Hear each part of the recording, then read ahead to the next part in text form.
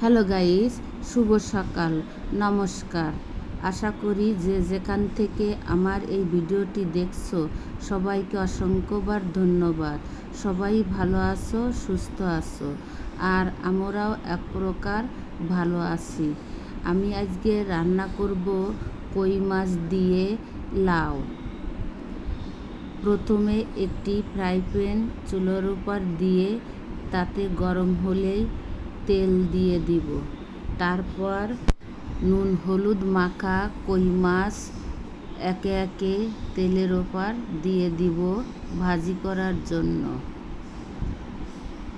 কই মাছটি দেখতে খুবই সুন্দর এবং প্রত্যেকটি কই মাছে ডিম হয়েছিল, আমি বের করে রেখে দিয়েছি। আমি কই মাছটি একে একে উল্টে পাল্টে ভাজি করে নিব।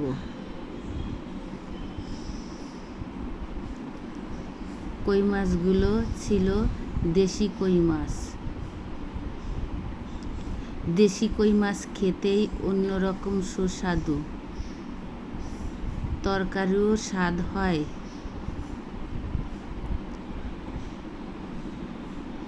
কই মাছগুলো আমার ভাজা প্রায় শেষ। আমি এখন কই মাছগুলো একে একে উঠিয়ে রাখব।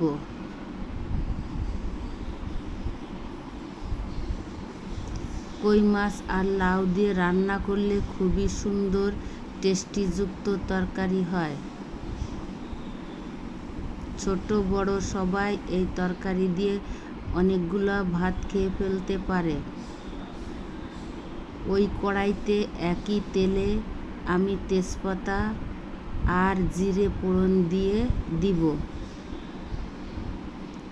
জিরে তেলের সঙ্গে ভাজা ভাজা হলে একটি সুস্বাদু গন্ধ বের হবে।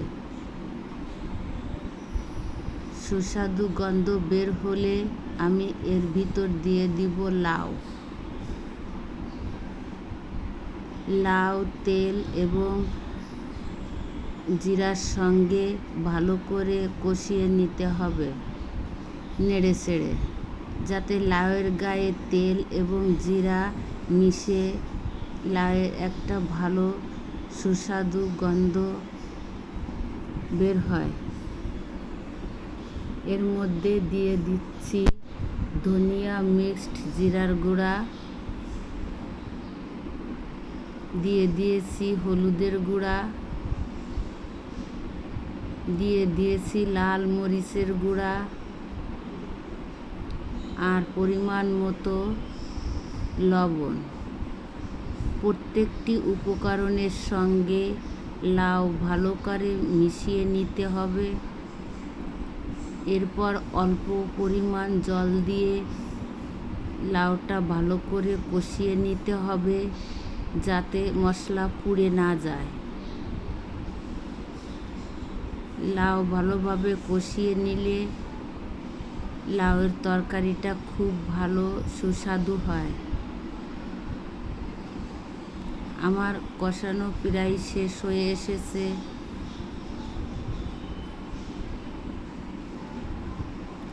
আমি ভালো করে নেড়ে চেড়ে দিচ্ছি।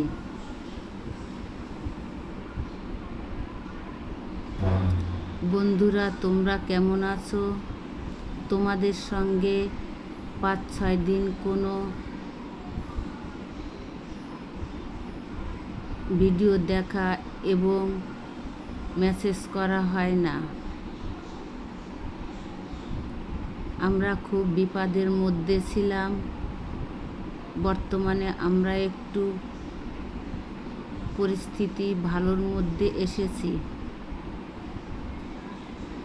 তবে নেট ভালোভাবে আসেনি, ভিডিও দেখতে পারি না, ভিডিও ছাড়তেও পারি না। তবে আগামী শনি রবিবারের মধ্যে সম্ভবত পুরোপুরি নেট আমরা পেয়ে যাব। আমি কই মাছগুলো দিয়ে দিয়েছি এবং নেড়ে চেড়ে ভালো করে ঝোলের সাথে মিশিয়ে দিয়েছি। ঝোল টেনে এসেছে। আমার তরকারিও প্রায় হয়ে আসার পথে। আমি একটু ফ্রোজেন ধনিয়া পাতা দিয়ে দিচ্ছি, এতে খুব টেস্ট হবে।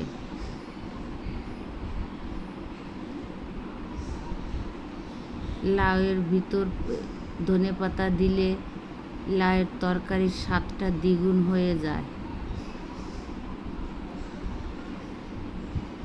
বন্ধুরা, তোমরা যদি আমার এই ভিডিওটি দেখে কোনো অংশে ভালো লাগে তাহলে ভিডিও দেখার শুরুতেই একটা লাইক করে দিও। তারপর ভিডিওটা পুরা ওয়াচ করে দিও। নতুন বন্ধু যারা আছো তোমরা ভিডিওটি দেখে লাইক, কমেন্ট, শেয়ার ও সাবস্ক্রাইব করে পাশে থেকো। আমি এবার কাঁঠালের বিচি দিয়ে শাপলা রান্না করব।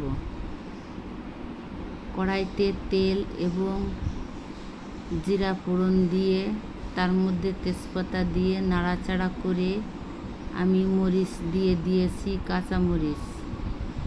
এবার আমি কাঁঠালের বিচি দিয়ে দিলাম। কাঁঠালের বিচির লাল অংশ আমি উঠিয়ে ফেলি না, কারণ লাল অংশে আয়রন থাকে, খেতেও খুব একটা খারাপ লাগে না।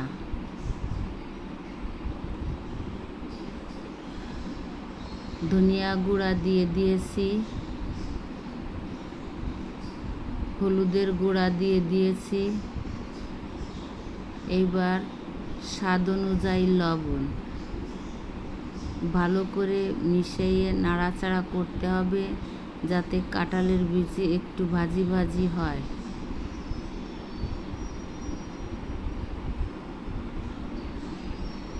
এরপর একটু জল দিয়ে নাড়াচাড়া করতে হবে।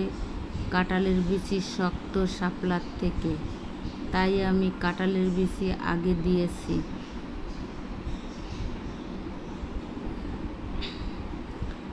আর আমি একটা টিপস বলছি, শাপলা রান্না করার সময় এরকম কেটে নিয়ে গরম জলে কিছুক্ষণ ভিজিয়ে রেখে দিতে হবে, তাহলে এই শাপলা একবারে গলে যাবে না। আর যদি ডাইরেক্ট শাপলা রান্না করা হয় তাহলে একবারে গলে নেতিয়ে যায়। সেজন্য এইভাবে রান্না করলে ডাঁটার মতো আস্ত আস্ত থাকে, খেতেও খুব সুস্বাদু লাগে।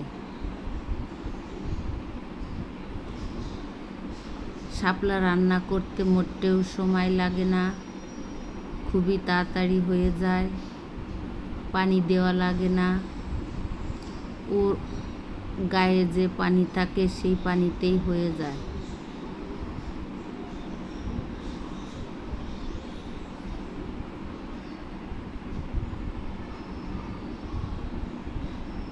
আমার শাপলা প্রায় রান্নার শেষের পথে। এবার নাড়াচাড়া করে আমি নামিয়ে রাখবো।